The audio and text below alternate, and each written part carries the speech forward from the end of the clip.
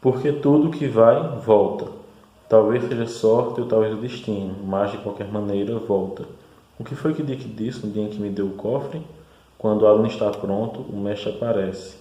Não que eu esteja preparado para ensinar nada, exceto talvez o fato de que quando você não bebe, não fica bêbado. Ele chegara ao fim do quarteirão. Então se virou e voltou. Tinha a calçada toda para si. Era estranha a rapidez com que Fraser esvaziava depois do verão. E isso fez pensar na maneira como o Overlook havia se esvaziado. Na rapidez com que a pequena família Torrens ficara com o lugar exclusivamente para si. Exceto pelos fantasmas, claro. Eles jamais iam embora.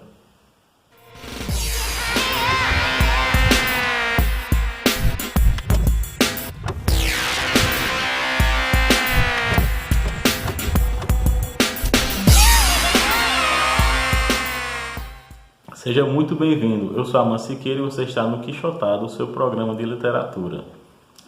Eu queria começar o vídeo com algo que eu sempre esqueço de fazer ao final, que é agradecer aquelas pessoas que compartilham, que se inscrevem, que comentam. Vocês não têm ideia do quanto isso dá uma energia para quem está aqui do outro lado da câmera. Sempre que aparece algum comentário novo, algum inscrito novo, alguém dando sua opinião ou sugestão de pauta, isso me incentiva muito a fazer novos vídeos, a continuar criando conteúdo aqui para vocês. Hoje eu vou falar sobre Doutor Sono, Dr. Sleep, de Stephen King.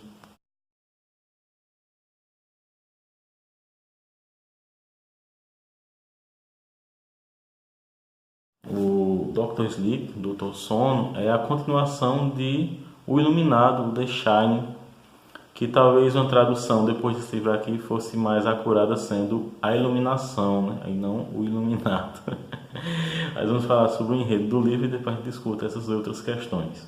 O enredo se passa a partir de um ano após o fim do Iluminado e a gente acompanha o Dan Torrance, a criança que tinha iluminação no primeiro livro, com sua mãe, a Wendy, e com a ajuda do Dick Hallorann, que também já ajudou essas pessoas a escaparem do Overlook no primeiro romance. Assim que embarcamos na leitura, descobrimos que alguns fantasmas do Hotel Overlook continuam assombrando essa família, mesmo depois que eles foram para bem longe das cinzas do hotel. E o Dick Hallorann ajuda o Dan a criar alguns cofres psíquicos em que ele guarda esses mortos-vivos para que eles não assombrem mais. Mas vamos descobrir que existem muitos ossos dentro do armário do Dan, porque há um salto na história e ele já está na idade adulta e é um alcoólatra que vive acordando de ressaca sem saber em que cidade ele está, o que foi que aconteceu. E acontece um episódio que vai marcá-lo muito e que vai ser recorrente durante todo o livro, em que ele acorda ao lado de uma moça e se levanta e descobre que eles compraram cocaína com o dinheiro que ele tinha. E está a cocaína lá espalhada no móvel. E ele decide ir embora e tirar o dinheiro que tem na carteira dela, né, $70. Ele pega esse dinheiro e então vê um bebezinho, uma criancinha com menos de 2 anos de idade, ainda de fraldas, que se aproxima da cocaína pensando que são doces. E então ele tira essa criança do alcance da droga e a deixa na cama com essa mãe e vai embora, levando consigo o dinheiro. E esse episódio vai assombrá-lo muito. Então ele parte numa viagem de ônibus e o amigo da infância dele, o amigo imaginário, vai dizer a ele que a cidade em que eles estão passando, Fraser, é uma boa cidade para ele parar. Ele vai parar nessa cidade e um homem que opera um trenzinho que tem lá na cidade, uma atração turística, vai perguntar a ele se ele tem interesse em um emprego e vai levar ele para um dos principais empresários da cidade, que vai conseguir então um emprego para ele e também vai aconselhá-lo a entrar para os Alcoólicos Anônimos. Então ele vai entrar para os Alcoólicos Anônimos e vai passar vários anos distante do álcool, embora ele tenha a sensação de necessidade de voltar porque os fantasmas o assombram demais.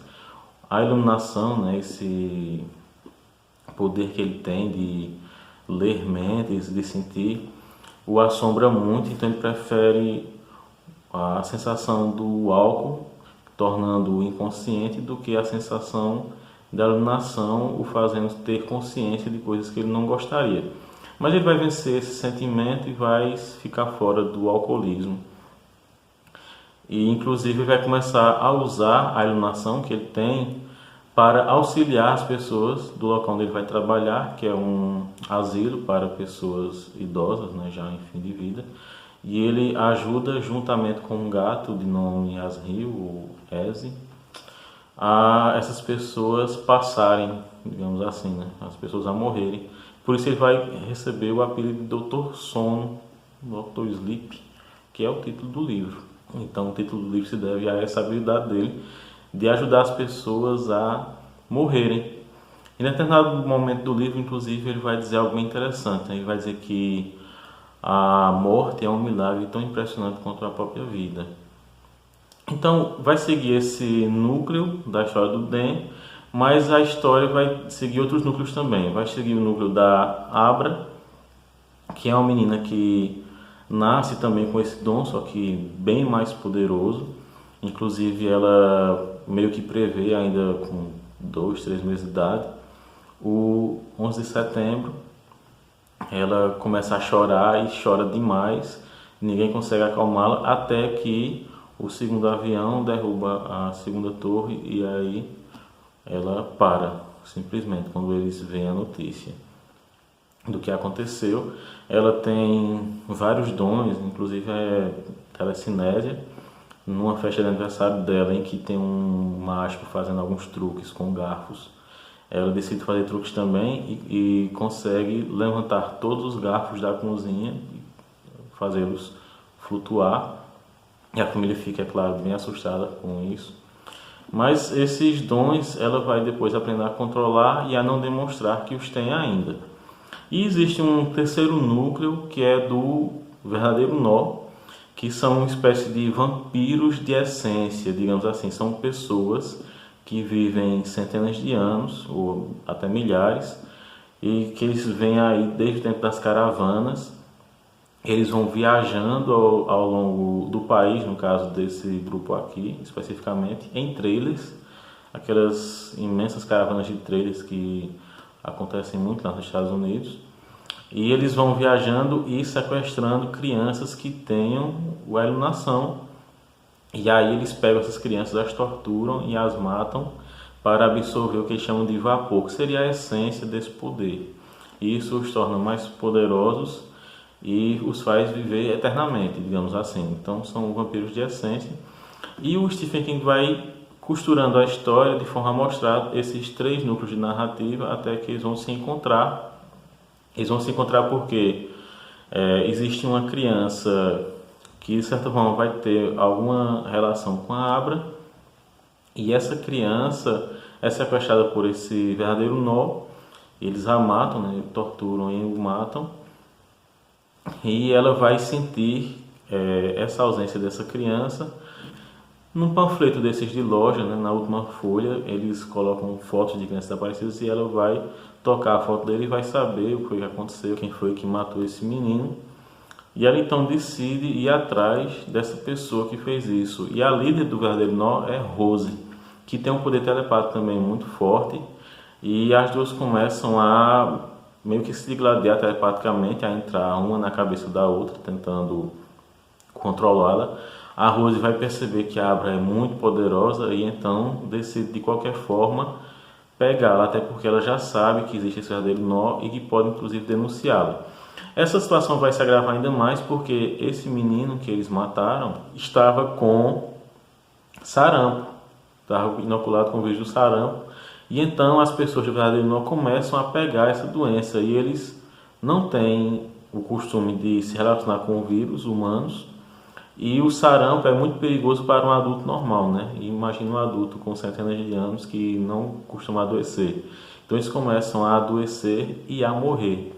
E Rose Derrett acredita que se pegar a essência de Abra, eles vão conseguir se curar. Porque ou ela já teve o sarampo e, portanto, está imune, ou ela foi vacinada. De qualquer forma, além da energia dela ser muito poderosa e poder suprir o verdadeiro nó por séculos, talvez, de energia, ela também poderia curá-los desse sarampo. Então existe uma caçada a essa menina.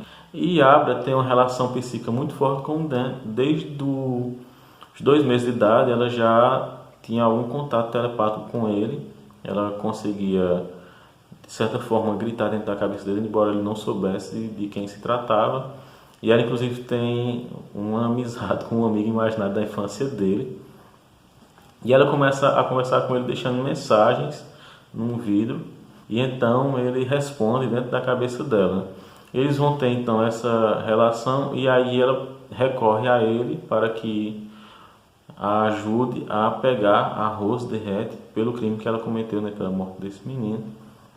Eles vão se reunir juntamente com o John, que é o médico, o pediatra dela, e que é membro do grupo de Alcoólicos Anônimos do Dan. E eles vão caçar a Rose. É interessante porque existe essa inversão, né? A princípio é como se o verdadeiro nó fosse caçar a Abra, mas no fim das contas ela é que decide caçar o verdadeiro nó e criar uma armadilha para eles. Haverá, obviamente, vários embates entre esses dois grupos até o final do livro. Não irei além daqui no enredo para não estragar as surpresas que vocês esperam, é claro, que sempre que a gente vai ler um livro de Stephen King a gente está esperando por surpresas, por reviravoltas. Stephen King nasceu em 21 de setembro de 1947, está arrumando para os 72 anos de idade, e esse aqui é o seu 50º romance publicado, 43º assinado com o próprio nome e não por pseudônimos. Então é uma obra muito extensa, ele escreve demais, publica demais, o que vai gerar, obviamente, um desequilíbrio em alguns livros muito ruins e alguns muito bons. Conta-se uma história interessante do Stephen King, que ele estaria em um supermercado, numa fila, e uma senhora disse: "Você é Stephen King, aquele rapaz que escreve livros de terror?" E ele disse: "Sou sim." Ela teria retrucado: "Eu não gosto desse tipo de livro não, prefiro livros com um grito de liberdade." Ele então respondeu: "Mas esse também fui eu que escrevi." Então ele escreve muitas coisas em vários gêneros. É claro que ele é mais conhecido pelo terror, pela ficção sobrenatural, mas ele já escreveu drama, ficção científica, fantasia e etc. É muito produtivo. E eu gostei muito desse livro aqui. Eu gostei inclusive mais do que de Iluminado. Eu acho que esse livro aqui é o meu romance preferido do Stephen King. O texto preferido dele ainda é O Nevoeiro, The Mist. Mas entre os romances eu gostei muito desse. Eu achei que ele foi mais direto do que nos outros. É claro que o Iluminado ou o Cemitério, eles vão levar mais a atmosfera de suspense e de terror. Para quem gosta mais do gênero de suspense e terror, vai gostar mais desses, provavelmente. E eles também têm uma estrutura mais parecida com a estrutura de filme, de terror, inclusive, né? Você vai ter, por exemplo, Iluminado, uma família que está presa em um hotel assombrado. Então é o tipo de enredo que se encaixaria mais em um filme desse gênero. Enquanto que esse aqui vai mais para o lado da, talvez, aventura, alguma coisa de drama. Eu devo lembrar também que o Stephen King foi alcoólatra durante algum tempo. Ele disse que foi durante 10 anos alcoólatra. E que o pai do Dan Torrance, o Jack Torrance, foi baseado nele mesmo, né? No seu vício. Inclusive, o Jack Torrance é um escritor meio fracassado, né? Que pretendia ir para o Overlook para terminar de escrever uma peça. Então ele é meio que autobiográfico, né? Nesse livro, Iluminado. Mas esse livro aqui eu gostei muito, principalmente pelo aspecto literário dele.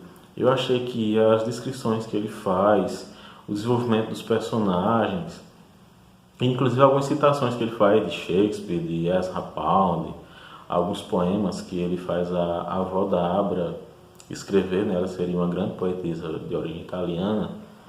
E também a forma como ele trabalha os 3 núcleos narrativos. Ele vai tecendo esses núcleos paralelos de uma forma bem competente. Ele usa o discurso indireto livre, embora não de forma exagerada, não com muita habilidade, mas é um uso bem eficaz que ele faz. Então, literariamente, eu gostei mais desse livro aqui do que dos outros que eu li dele até agora. Achei muito interessante, não pelo aspecto do terror, do suspense, que talvez tenha outros livros melhores, mas pelos aspectos realmente da construção narrativa, da construção do personagem, do desenvolvimento e do uso de algumas técnicas, inclusive literárias. Eu gostei bastante desse livro aqui. É o meu romance preferido dele.